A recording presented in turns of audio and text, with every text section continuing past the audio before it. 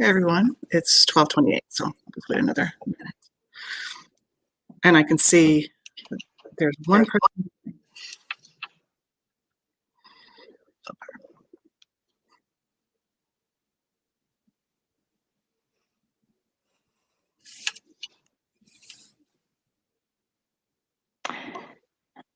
Fern, I remember our days as parents at the Full Circle School. And I saw your name and I thought of that right away, Colleen.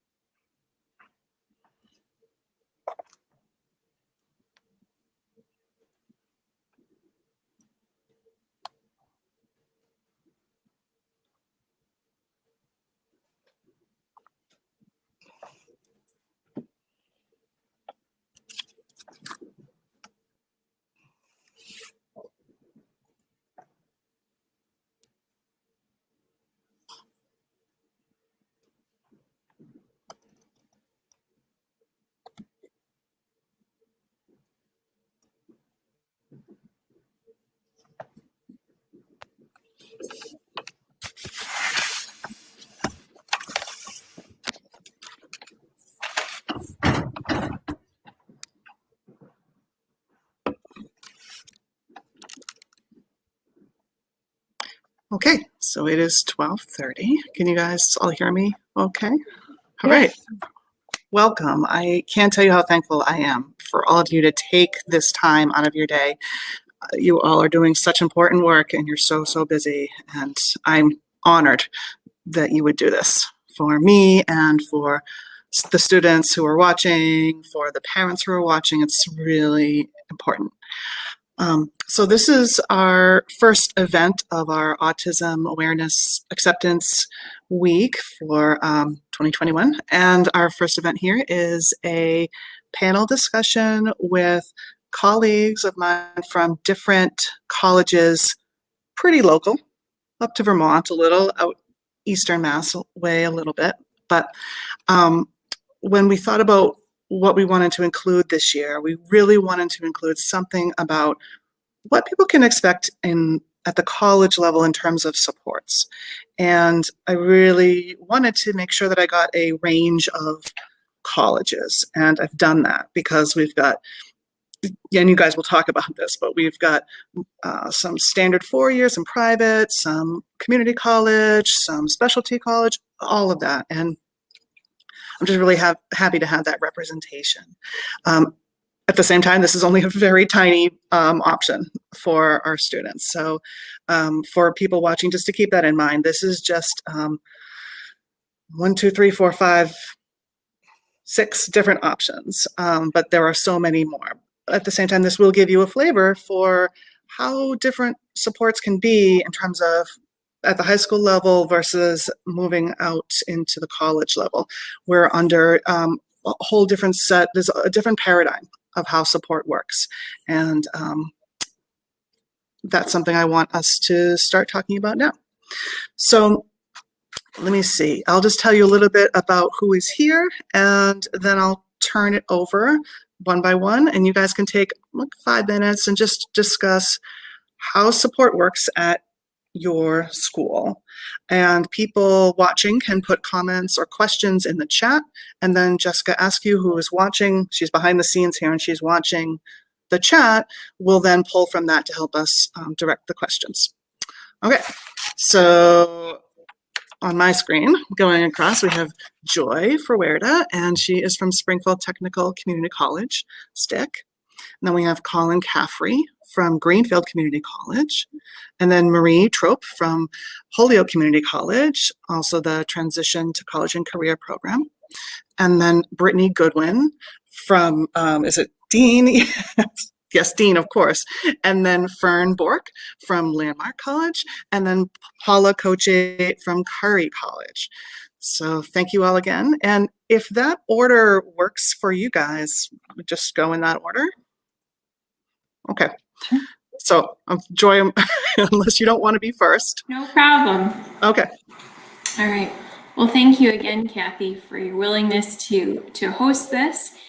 And I think it's just very timely to get this information out early. I think early planning is also really beneficial to all our students, just so that they can get on track and have, a couple of months to acclimate to preparing for college and just being as prepared as possible. So again, I work at Springfield Technical Community College, and I'm one of the 3 counselors in the Office of Disability Services.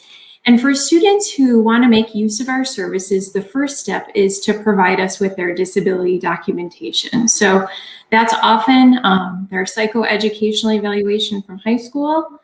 Sometimes that information is embedded in an IEP or 504, but we really want as much information about their learning as possible, because that gives us the most information to work from to coordinate accommodations and support services. And certainly if a student has difficulty getting that, they often will sign a release, and then we can reach out directly, to the school. We also have on our website disability verification forms. That's another measure.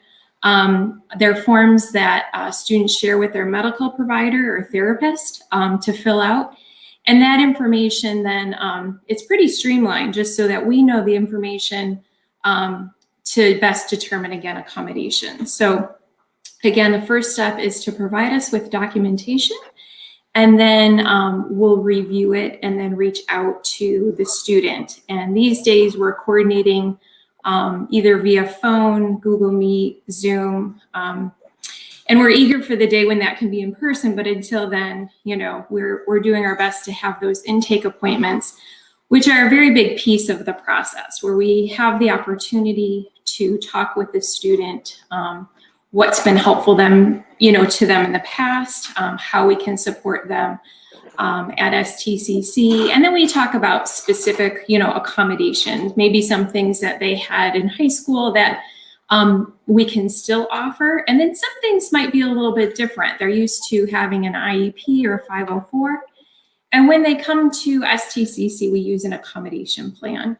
And that's a document that after we discuss what types of accommodations may be helpful to them, I'll just use, time and a half for testing as an example. We fill out that plan together, and then it's submitted to the professors so that they are aware of the student's accommodation needs for the semester ahead. And at STCC, we ask that students fill out that paperwork each semester. Just the nature of their classes change and their needs may change. So that's kind of the formal piece of accommodations. But then our office really is a lot more than that. And it comes down just to having a relationship with the student so that they can keep us informed, because there are a lot of additional supports available to all students.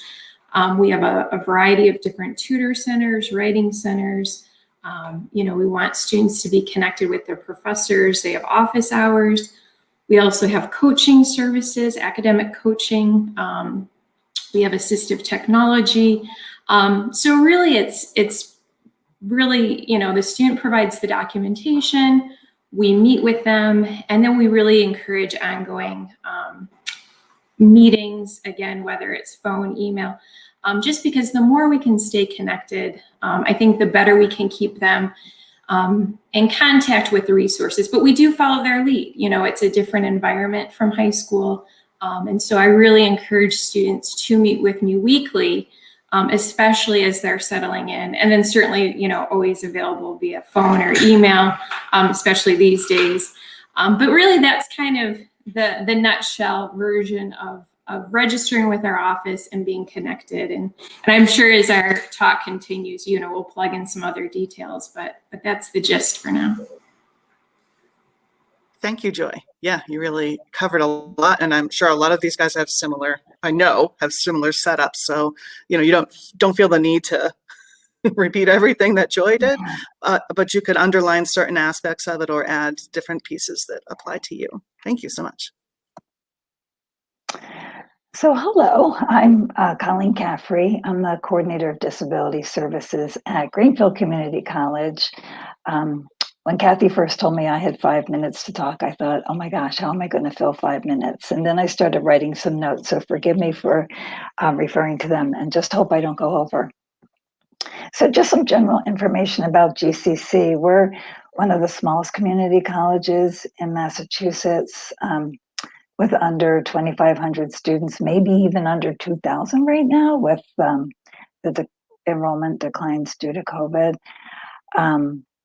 Taking credit courses, and most of those students are part-time. For the 2019-2020 academic year, my office saw just under 400 students, 399 students, which is about 16% of our student body. And our office, the Office of Disability Services, is part of the Wellness Center at GCC, which also includes counseling services. So I think that GCC's small size is an asset for students with disability. The faculty and the staff all know each other, so collaborating to provide support for students is pretty seamless. In addition to disability services, like what Joy described, we have a very robust peer tutoring service, which also includes academic counseling. And my office has a strong relationship with that group. Counseling, which I mentioned earlier, the Women's Resource Center, which actually serves students of any gender identity, despite the name, the Veterans Center, academic advising, food pantry, and various studios in different academic areas, such as the Math Studio, where students can work one-on-one with faculty members. Just to give you an idea of some of the services that are also available to support students. My office also includes Carol, who is our administrative assistant extraordinaire, and usually the first face that students meet when they contact the Wellness Center, and Cindy Kunz, who is a learning specialist and works 30 hours a week. So I meet with students and Cindy also with disabilities one-on-one to talk about the challenges that they experience and to develop what we call academic agreements, similar to Joy's academic plans. This is how the process usually goes. A student contacts our office. We ask them to fill out our intake form to find out a little more about them. And they submit any documentation they have, or we also can help them obtain that documentation from their school so that they can send it directly to us. And then we schedule a meeting to talk about their needs. We also have been meeting mostly on Zoom, some phone and some Google Meet, but anxious to get back to meeting face-to-face with folks. So the most common diagnosis of students that I see is ADHD, followed by anxiety, often both together.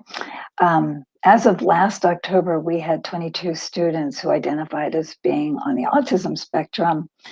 And the most common accommodations are usually for testing, extra time testing in a distraction-reduced environment, but the accommodations aren't formulaic and they depend on what each individual student needs.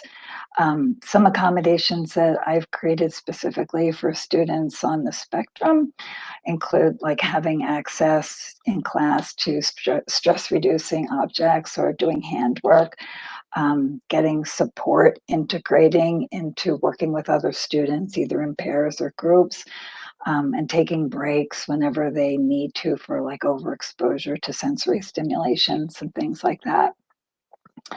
And GCC has a neurodiversity club, which was started several years ago by a student on the spectrum who is actually now a PhD student at UMass in sociology.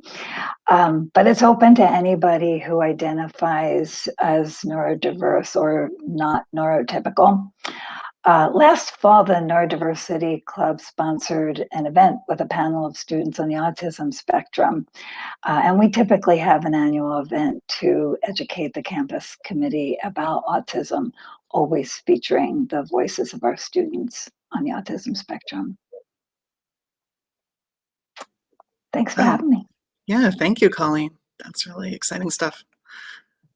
Marie, are you feeling ready?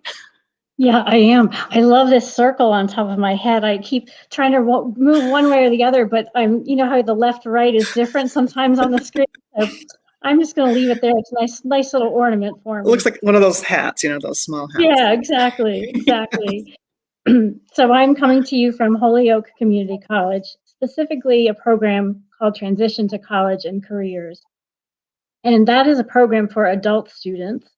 So that means young adults just out of high school, 18 years old or so, but it means adults of all ages.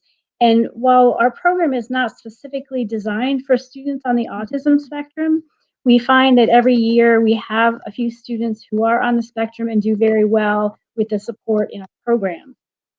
So what I want to say first is that Transition to College and Careers is a free program. It's paid for by a grant. So that's one nice thing about it. And the whole point is to prepare students to be successful. So we're offering career and educational advising. We're trying to strengthen the reading, math, and writing foundational skills, and then helping you to navigate the college. We have daytime and evening classes.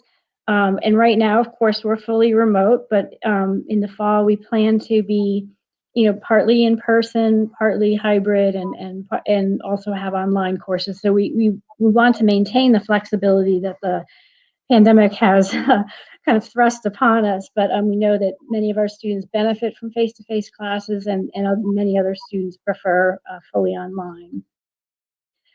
We have classes for fall and spring, and we also have a shorter program in the summer to help prepare for the fall. The only, I guess, requirement is that you have your high school credential, diploma, or GED or HiSET, and that you are, intending to enroll in a degree program or certificate program after you complete transition to college. Let's see, I'm looking at my notes too. We teach things like study skills and computer skills and about the campus culture, what expectations your instructors will have, how that's different from high school, things that may not be obvious at first, but are really useful. We do work, so we have an office on our campus called the Office of Students with Disabilities and Deaf Services. We work very closely with them. So a student in our program would have an advisor in our program and an advisor in the Office for Students with Disabilities. And we also have a neurodiversity club on campus. So that's another possibility.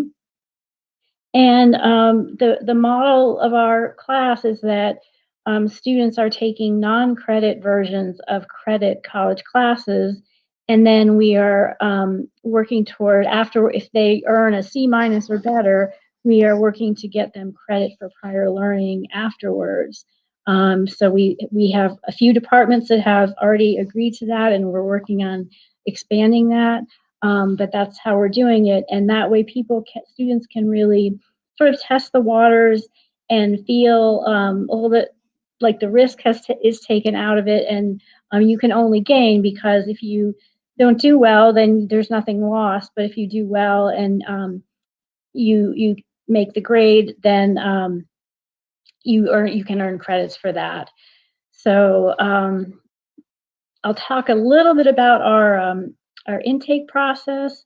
We usually ask folks to do an in-person or a Zoom short meeting with us, about 45 minutes, and we just fill out the application with you and have a conversation. So we really get to know you and what your needs are, what your story is, where you're coming from.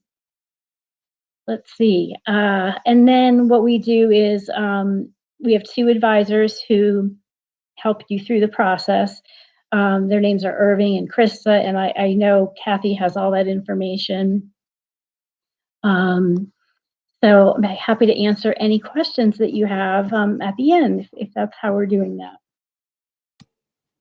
Yes, thank you, Marie. Yeah, so the audience knows, yes, I have connections with all of these people. I've had students in each of the three that have spoken already go through their programs or work with them with some great results. And I'm really happy with that. So I can connect anybody after if there are questions that come to people's minds later. Brittany? Hi, everyone. So Dean College we're located in Franklin, Massachusetts. We have about 1,200 students, both in undergraduate, baccalaureate, and associate's degrees. I'm going to focus in an effort to stay within my 5 minutes. I'm going to focus mostly on the ARCH program today, but we do have a lot of the things that folks have already talked about, like the accessibility services and tutoring and all of that we have at Dean, but I'm going to kind of focus mostly on the ARCH program, which I think is kind of different and unique to Dean College. ARCH serves about 200 students. It's about 20% of our student population. We are a comprehensive for-fee program for students with learning disabilities and developmental disabilities across the board. So we're pretty open in how we define students that qualify for the program. The goal is to taper our support, start kind of heavy in the support and taper students to independence as they graduate and be ready, career ready when they graduate. Our program is a key component of our ARCH program is our academic coaching. Each student is assigned an academic coach who they work with one-on-one for the duration of their time in the ARCH program. In the first year, they meet with their coach 3 times a week for an hour for each meeting. That's scheduled like a class. So the student goes to the same place, same time each week to meet one-on-one. They're really working on executive functioning type of support in those meetings, going into our learning management system together to look at the course requirements, the assignments, making to-do lists, review the assignment requirements, make sure they understand what they're supposed to be doing, those types of things. It's really individualized based on the student needs. Let's see, where am I in my notes? For first-year students, the coaches are given a description of kind of what we think the students need based on what we've collected in their application process, and then the student also does some advocating too. So we don't expect the students to come in a perfect advocate on their first day. We do give them a little bit of a head start, but then the student can kind of chime in as well and practice those advocacy skills that hopefully they've been working on in preparation for college.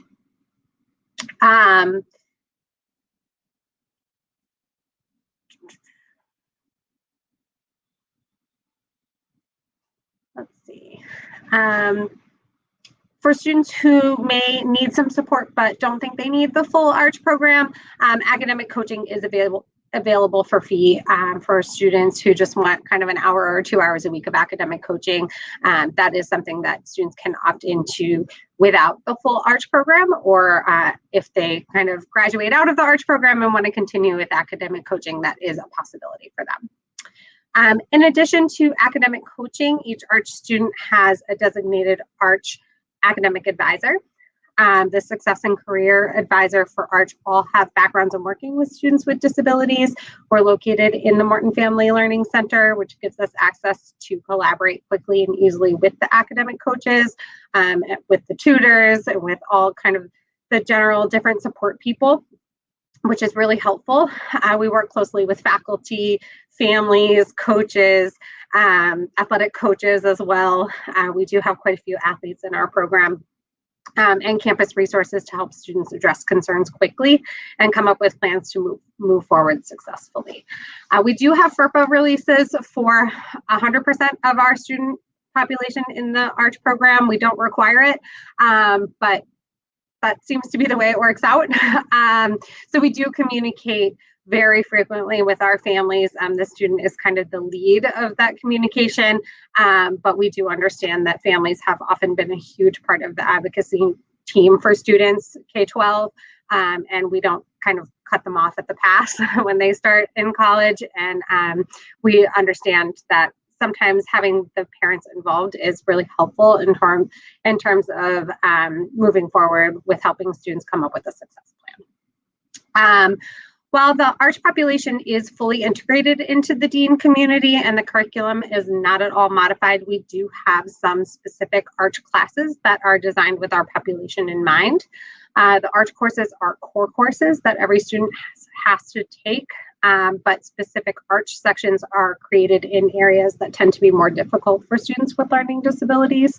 So like our core math class, our core English writing class, our public speaking class, those that create some anxiety for our students with learning disabilities, we do create arch sections for. They're taught by somebody who has chosen to teach a room full of students with learning disabilities. They work closely with the arch advisors to kind of understand who's in the classroom and what a class might look like that's designed for those particular students. They're taught multimodally with collaboration from the arch staff.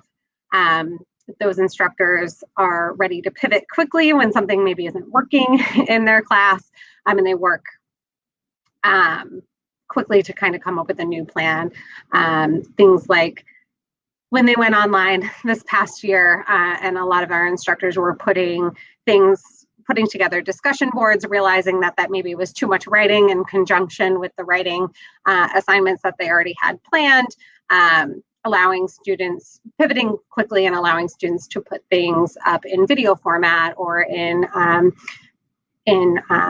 verbal notes or things like that was something that our instructors were really responsive to right away. Finally, first-year students in the ARCH program moved to campus 3 days before the rest of the first-year student population for ARCH orientation.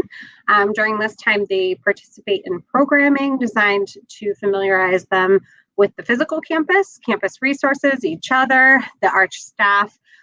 We understand it's important for students to be comfortable on campus and aware of their support and comfortable with the people before we expect them to go to all of those things for help on the first day of classes. So we spend a lot of time kind of building those relationships with students in those first few days before classes begin. And I think that's it for me right now. I'll pass it over. Thank you, Brittany. I look forward to for a time when I might have a student who goes to the program and hearing about how it actually pans out on the ground. Thank you very much. Fern. Well, thank you, Kathy, for inviting me to participate today. I'm going to talk to you all about Landmark College, which is a very small private liberal arts college in Putney, Vermont. We have only 450 students. They hail from all over the country and from 12 different countries as well. We have a 6-to-1 student to faculty ratio, which results in really small classes. Our average class size is 8 to 12 students. But what's really different about Landmark is that we are an accredited college exclusively for neurodiverse students. It is not our curriculum that sets us apart. The curriculum is a traditional, rigorous liberal arts curriculum. What sets us apart is the fact that all of our students identify as neurodiverse.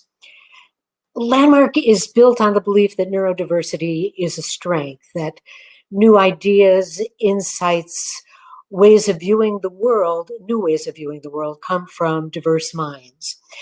Our students are likely to think of their learning difference as their superpower. At Landmark, accommodations and support services are embedded into the very way that we teach, into the very fabric and functioning of the college. The services are integrated, they exist in and out of class. The central person in the support system is a student's advisor. And from the time students come on campus, they meet with their advisor weekly. So they really get to know one another. No students slip through the cracks. Together with their advisor, students establish their short and long-term goals. And if they desire executive function coaching, all of our advisors are trained coaches in that as well. All colleges have an academic support center. At Landmark's Drake Center, students get one-to-one services and support, both in content and in study skills from faculty or trained staff, people who are specialists in teaching unique learners. There is assistive technology available to all of our students, and maybe the most loved support system on campus is our therapy dog program. We have 9 certified dogs on campus who can be found with their handlers all over the campus. And because they actually have office hours, students can arrange times to be one-on-one with one of our dogs. Mental health services, I think, are an important thing to think about when you're looking at your college options. Even if you find a perfect fit, college can be a stressful experience. We find at Landmark that 60% of our students use the services of one of our counselors at some time during the semester or throughout a semester. But I also want to specifically talk about services for students who are on the autism spectrum at Landmark. It begins, as it does at Dean, with an early orientation. Students come to campus 3 days early to get acclimated to the campus, to learn how to navigate, to get familiar with the social pragmatic staff who are going to be supporting them, to work with peer mentors, to begin to establish relationships in a small, safe, supportive group. We do very, very careful roommate matching. We are a completely residential campus, and we understand how important that is for students. So we approach it really analytically. And in addition, every dorm has a residential director who is a professional, supported by student residential assistants who are available throughout the night to offer any kinds of support that are needed by our students. The program that I get most excited talking about is a program called PEERS, Program for the Education and Enrichment of Relational Skills. It was developed at UCLA in the early 2000s by 2 doctors who wanted an evidence-based program for teaching motivated adolescents and young adults the social skills that will enable you to establish and maintain really strong friendships and also romantic relationships as well. So that is a really successful program on our campus. Our social pragmatics team are all certified peers trainers. Because of the success of the program, which by the way includes meeting one-on-one with a peers coach, we have recently developed 2 really great offshoots of the program. We have Peers Dating Boot Camp, which was inaugurated this past winter break. It was so successful that it is an ongoing part of the program now. And we have Peers to Careers to help set you up for success in interviewing, in internships, and in making yourself career ready to pursue the path that your college studies lead you to. I think that the most incredible thing for me about Landmark is the community. When you get 450 or so students on campus, all of whom are neurodiverse, all of whom are working on some kind of challenge, everybody gets it. So it is a welcoming, inclusive, supportive community. Nobody is ever on the outside looking in. Everyone feels that they are an integral part of this very vibrant and dynamic learning community. Landmark helps students become confident, self-aware, great self-advocacy practitioners, and helps students develop the skills and strategies that are going to serve them not only while they're in college, but that are going to draw on for their entire lives. And I can speak in a very personal way about the transformative experience that Landmark can be for students because my own son, Aaron, graduated with an associate's degree in 2013. And through Aaron, I was drawn to this position at the college. So again, thank you, Kathy, for inviting me to participate with you today. A pleasure. It's always so inspiring what goes on at Landmark. Thank you. Paula, you want to wrap us up? I always tell my student to go first during presentations because they can sit back and relax, and here I am going last. And now I'll remember to remind them to do that again. Well, you're being a good sport. Thank you. Thank you. Fern, it was great listening to you. I have had students transfer to Curry from Landmark, and they've done very well. They transfer in to get their bachelor's degree. So thank you for joining today too. Thank you all. I'm happy to be here. From Curry College, my name is Paula Kochi, and I'm a senior lecturer in the program for Advancement of Learning, PAL. If you're not familiar with Curry, it's a small liberal arts, four-year liberal arts college in Milton, Mass., which is about 7 miles from the Boston border. We have about 2,300 undergraduates, 87 majors, minors, and concentrations, 5 master's degree programs, and fifth-year master's degree programs in business administration, criminal justice, and education. The PAL program is part of the college community, and it's a structured support service for students who have learning differences. To be admitted into PAL, the student first applies to Curry and applies to the PAL program at the same time. There's a checklist on the application process to do that. The PAL program requires that you submit the psychoeducational testing, and then we will take a look at the profile of the student based on the psychoeducational testing that was submitted to PAL and the application that was submitted into the admissions office at Curry College. Then PAL admissions and Curry admissions gets together and we talk about the entire profile of the student. About 20% of the Curry population participates in PAL at one point or the other. We do admit students with average to above average intelligence. They have to be capable of doing the college coursework. If your participants take anything away from today, it's that colleges will provide accommodations for students, but not the modifications they may have received in the high school level. That's no longer the law.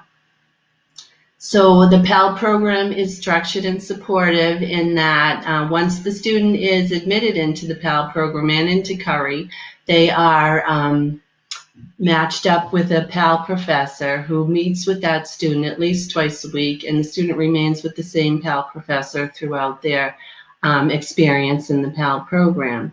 We meet with them and talk about their psychoeducational testing. We actually review that with them and talk about their strengths and how to utilize their strengths to overcome any areas of concern. We go over their college coursework based on the needs of each student, whether that's study strategies, time management, organization of materials, just navigating the whole process of receiving the accommodations that may be required. We do offer academic credit for the first year of attending PAL. It's a credit and a half per semester for the first year. So it gets the students a few extra credits towards graduation. The best thing that PAL has to offer right now that the students really seem to be benefiting from are the peer mentor programs that we have in place. We have PAL peer mentors that help with study strategies and social skills and acclimating students to the campus and the PAL program. And we also have PAL peer mobile tutors who are other students who are very adept at using the iPads that we give all first-year students and the applications for study strategies and any accommodations they might use. So they are connected with the PAL peer tutors and the PAL peer mobile tutors if they would like to participate in those programs. And this is in addition to being connected with the PAL professor.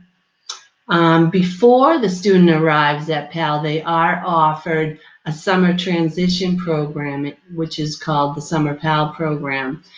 Before COVID, it was offered as a 3-week residential program where the students come and live in the residence halls.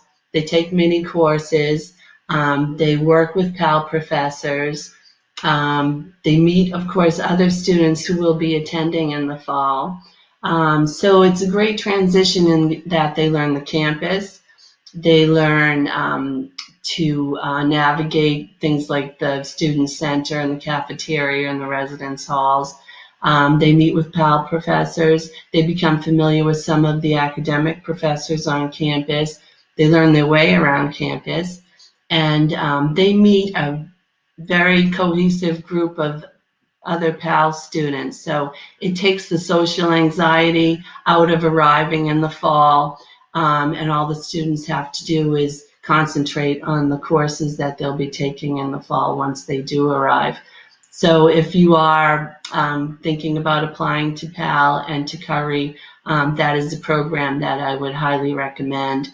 This summer it will be offered online again, and we're hoping to go back to the residential program next summer. I think I have, covered everything. I'm happy to answer any questions during the live session. And again, thank you for having me on board. Thank you so much. It's really exciting to hear about, your program and Brittany's that I didn't know. I heard a little bit about, but I wanted to understand more about. And all the others I'm familiar with, and it's just wonderful. It gives me a lot of hope. I work with these students and I really hope that I'm sending them off to something, and there is something right there. Sometimes we hear about, everything drops off after high school, and not necessarily. And part of my hope today was that I would bring that forward. And one thing I know that makes the difference is how much a student can advocate and how much they can reach out to get that. In high school, we might chase after them, so to speak. And it's not so much what's going to happen when they're adults. And I guess I wondered if any of you had things to add to that, or if there are pieces that you would say, if you could work on one thing that I don't know that you're working on in high school, it would be this, to help them be prepared. So I guess anybody could unmute and chime in.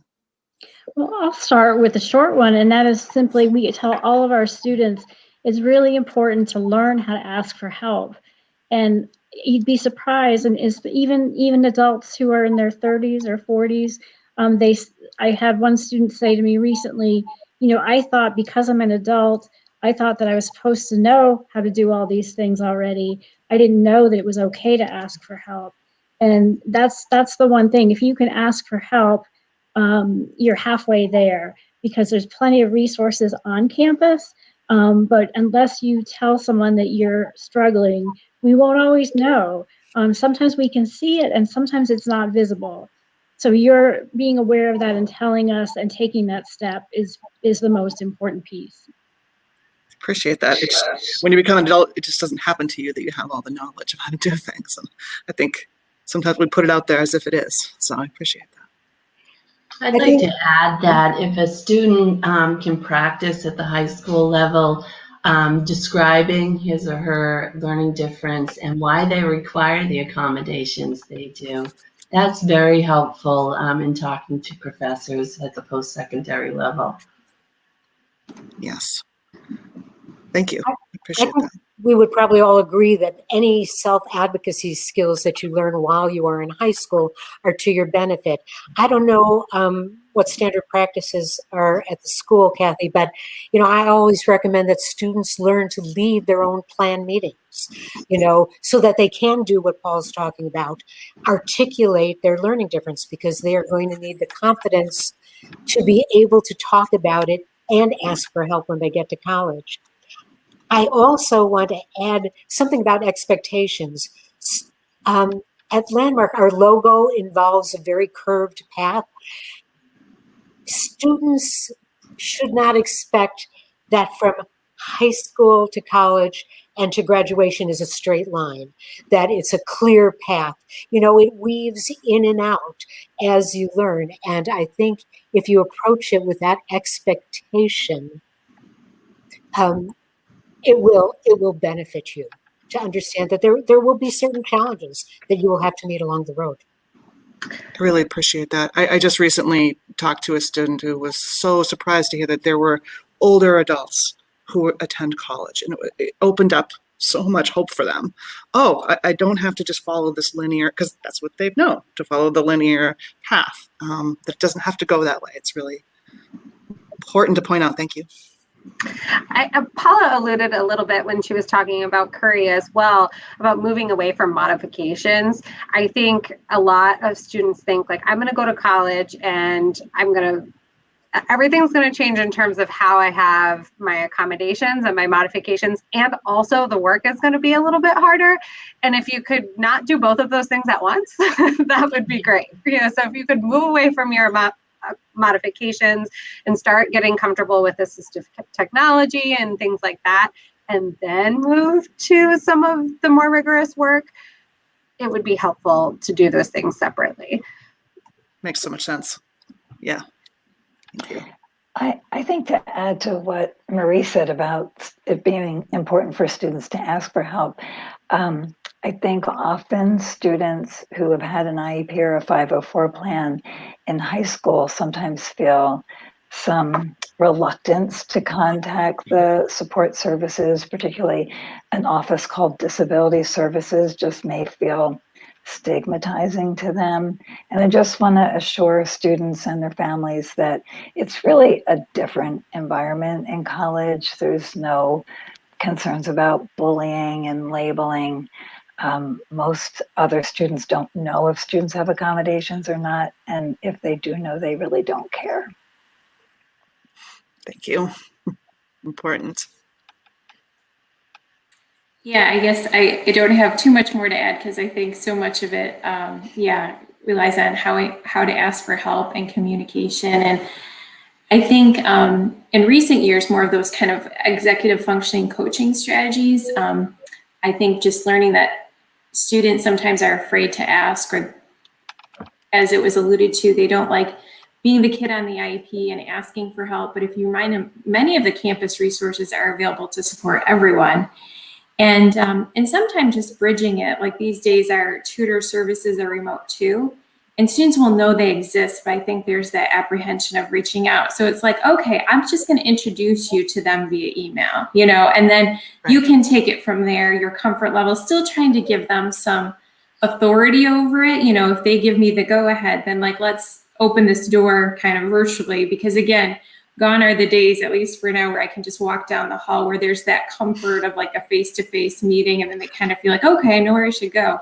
But just asking those questions that maybe like they have a stumbling block that we didn't anticipate, because it was like, I'm not sure what the next step is, or I'm not sure what question to ask, those sorts of things. And just, again, getting them greater awareness of how to articulate their learning needs and how to ask for help. I appreciate that, Joy. I've definitely noticed and heard that in terms of, I could make this referral or I could introduce you. Do you give me permission? Would you like me to do that? And it puts them in the driver's seat. And that's huge. And I appreciate when I've heard that. So we have a few minutes left. I don't actually know if there are any questions from the audience that people wanted to ask. But if anybody watching does have a question, you could pop it in the chat.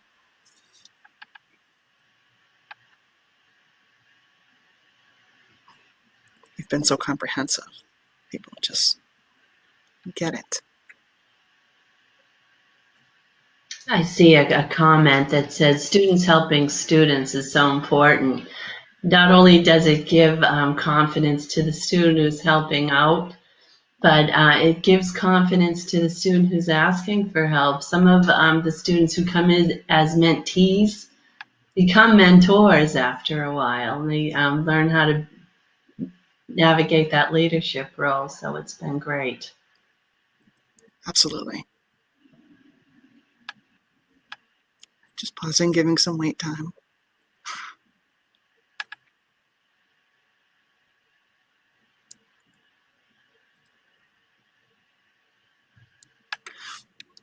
Well, so just in terms of, what you might recommend to students or parents that they could do now. I mean, I know that there are a lot of virtual tours going on, virtual events that people can sign up for. Should they just, take to Google and find that? Or would you have any more advice for people who are just starting out and feel kind of overwhelmed? I mean, we have people at the school, and at every school, there's somebody like a guidance counselor and such that can help them navigate that. But from your angle, what would you direct people to? I think that there are a few, if you could call it, forgive me, silver linings to COVID. One of them is while students aren't able to physically be on a lot of college campuses right now, in a way, it opens you up to experiencing more open houses, more virtual experiences. So colleges have all gotten really, really creative about the kinds of experiences we provide right now. At Landmark, for example, students can take demonstration classes during our open houses. There are parent panels, student panels, and all colleges are doing so much to provide these virtual experiences. So I think it's an opportunity to visit a lot of different kinds of colleges, you know, big and small, urban, rural, colleges that are traditional colleges with disability services support, and colleges that have specific programs. But you can do all that much more easily right now. And you can also ask for other kinds of virtual experiences, even those that the college isn't necessarily putting on their website. For example, colleges will connect prospective students with a current student who may have a similar learning profile or similar interests. So I think it's actually a great time to start those kinds of explorations and explore many different kinds of colleges. Thank you. I was going to say the same. I would also say don't just do it once. So like if you go to a school and you see what they have, in a month they might have 10 more things. There's like kind of a constant factory at most schools of kind of what's being put out in virtual content. I also wouldn't assume you can't visit places. I've had a lot of conversations with folks about, you know, it's so terrible we can't visit, and we are doing campus visits. So do your research, look at what it might look like if you do want to get on a campus. You know, there's restrictions, there's things you have to do, there's hoops to jump through, but if you do really want to get onto a campus, there are some campuses you can visit. So don't make assumptions, kind of just look into the rules of the different colleges. And I would highly recommend setting up interviews with both the programs that you may require services from and in the admissions office. Not only does it give admissions personnel an opportunity to meet you and hear what you have to say, but it's the students' opportunity to ask questions. You want to know if it's the right fit for you.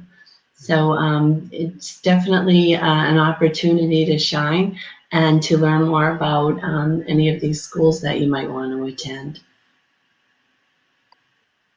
Thank you. I think just continuing on that same theme again, the early planning and the ongoing communication, because I think the more you can help the students see what to expect, the more comfortable they'll be if you can answer a lot of those questions now and in the summertime, so that they, you know, can work on making the steps, whether it's participation, enrollment, admission, placement, whatever those processes are.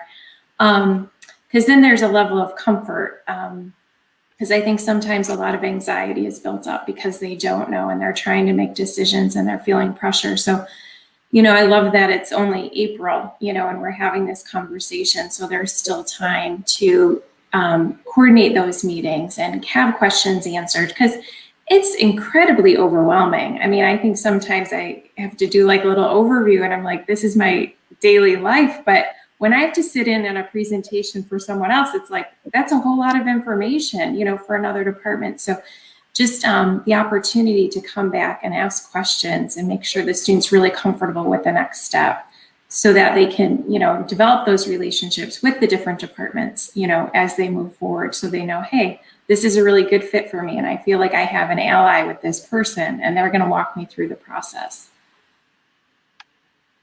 Thank you. I appreciate that. And I've really been impressed with the neurodiversity groups that many of you have. And it really is, it's that community, it's that connection, it's that life of the school, you know, and a lot of times high schoolers, you know, they think, okay, maybe not, but some may think, oh, college is just more school. There's so much more. And whether it's, you know, somewhere where you live or you don't live there, there's still so much community going on. And so I've really appreciated, I had a high schooler that connected with the neurodiversity group at GCC, and that made the difference as far as the student actually wanting to try to go there. So it means a lot. So thank you very much. Parting words?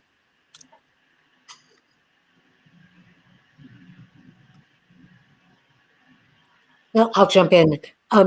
Parting words, understand the importance of your supports and your accommodations. I think a lot of students underestimate just how important they are to their success and feel as though in approaching college, they want to establish a new identity independent of their disability.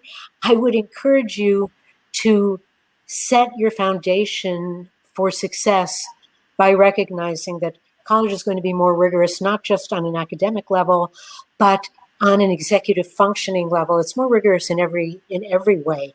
And so utilize your supports because they can be key to your success. Thank you. I would underline that. Absolutely. Well, I won't keep you all because, like I said in the beginning, I know you're all very, very busy, and changing over to have being people in person or preparing for whatever, we're just constantly pretty overwhelmed right now. But taking this time actually for me is everything because it gives me the energy to go back and do that hard work. So thank you, and enjoy your rest of your day. Thank you. Thank you. Bye. You too. Thank you.